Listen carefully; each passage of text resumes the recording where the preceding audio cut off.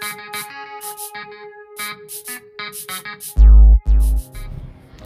Everyone, welcome to Yadavs Telugu tips and vlogs. ఈరోజు ఒక special video మీ ముందుకు తీసుకొచ్చాను. అదే వచ్చేసి మనము స్ప్రింగ్ ఆనియన్ ఎలా పెంచుకోవాలి అనేది చూసేద్దాం. సో దీనికి మనం ఎక్కువ కష్టపడిన అవసరం లేదు. దీనికి ఎలాంటి కంపోస్ట్లని సాయిల్ అని ఏది అవసరం లేదండి. కొద్దిగా మట్టి నార్మల్గా ఉంటే సరిపోతుంది. మరి గట్టిగా రాయిలాగా లేకుండా మనకి గుల్లలుగా జస్ట్ లూజ్గా ఉంటే మనకి మట్టి అనేది చెట్టు అనేది ఈజీగా మొక్కలు అనేవి ఈజీగా పెరుగుతాయి. ఓకే, మనం ఫస్ట్ ఏదైనా మొక్క పెట్టుకున్నప్పుడు ఫస్ట్ ఏమంటారు, సాయిల్ మట్టి అనేది ఫస్ట్ ఒకసారి గుల్లగా చేసుకోవాలి. సో ఇప్పుడు ఇలాగా నా దగ్గర కొన్ని ఆనియన్స్ ఆల్మోస్ట్ పాడవడానికి వచ్చినాయి, లేకపోతే ఇలా మొలకొచ్చినవి మరీ చిన్నగా ఉన్నాయి, అవి కర్రీలోకి వేసినా సరిపోవు అనిపించే వాటిని నేను ఇలాగా స్ప్రింగ్ ఆనియన్ కోసం వాడుకుంటాను అన్నమాట. సో ఇవి ఏంటి అని అంటే మనకి కూరలో వేసినా కానీ ఏమంతా ఉండదు, మరీ చిన్నగా ఉంటాయి కదా అవి. సో అవి ఇలాంటి స్ప్రింగ్ ఆనియన్కి మనకి వీక్లీ ఒక రోజు అయితే పక్కా కర్రీకి సరిపడేంత ఉల్లి పొరక అనేది మనకి ఇస్తాయి అన్నమాట ఈ ఆనియన్స్. దీనికోసం కష్టపడాల్సిన అవసరమే లేదు. ఇలా మనకి ఆనియన్ నేను ఎలా పాతి పెడుతున్నానో, సో పైన ముచ్చులాగా ఉంటుంది కదా, అది పైన సైడ్ పెట్టేసి కింది సైడ్ ముచ్చు అనేది మట్టిలో పెట్టాలన్నమాట. దీనివల్ల ఏంటి అంటే కింది సైడ్ వేర్లు అనేవి ఫామ్ అవుతాయి లోపల సైడ్ మట్టి లోపలికి.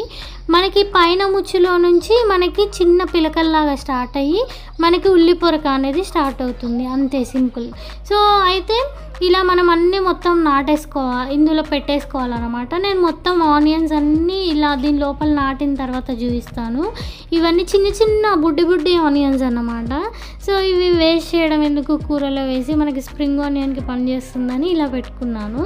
సో మనం ఇలా వాటరింగ్ చేస్తూ ఉంటే ఇలా చిన్న పిలకలు అనేవి స్టార్ట్ అవుతాయి, చూస్తున్నారు కదా.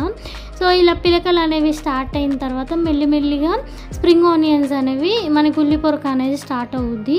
దీనికి ఎలాంటి కంపోస్ట్ కానీ ఏది కూడా అవసరం లేదండి నిజం చెప్పాలంటే. జస్ట్ కొంచెం మట్టి మంచిగా ఉంటే సరిపోతుంది. ఆటోమేటిక్గా మనకి ఈ స్ప్రింగ్ ఆనియన్ ఉల్లి పొరక అనేది ఇలా మొలకలు అనేవి వచ్చేస్తాయి. సో మనం రెగ్యులర్గా నీళ్లు జల్లుతూ ఉండాలి. మట్టి డ్రై అయిపోవద్దు. మట్టి డ్రై అయిపోతే ఈ ఉల్లి అనేవి ఎండిపోతాయి, ఉల్లిగడ్డలు అనేవి. చూడండి దీనికి ఎంత బ్యూటిఫుల్గా పిలకలు వచ్చాయో.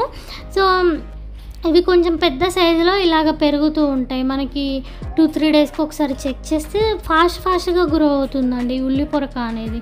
ఇక్కడ చూడండి, ఇది 3-4 డేస్కే ఇంత పెద్దగా అయిపోయాయి. సో చాలా ఫాస్ట్గా గ్రోత్ అనేది ఉంటుంది, చాలా మంచి రిజల్ట్స్ ఉంటాయి. ఇక్కడ చూడండి ఎలా పెరిగిందో. ఇది ఆల్మోస్ట్ నేను మీకు వీడియోలో చూపించిన 3-4 టైమ్స్ కట్ చేసిన తర్వాత, అంటే ఏ రేంజ్లో పెరిగిందో చూడండి. మళ్ళీ దీన్ని కట్ చేస్తే సరిపోతుందండి, మళ్ళీ పెరగడం స్టార్ట్ అవుతుంది. మీరు ఈ ఉల్లి పొరకను కట్ చేస్తూ ఉంటే పెరుగుతూనే ఉంటుందండి. మీకు ఒకరోజు కూరకి సరిపడంత ఉల్లి పొరక వస్తుంది. సో కత్తెర పెట్టి దగ్గరికి కట్ చేసుకోవాలి నీట్గా.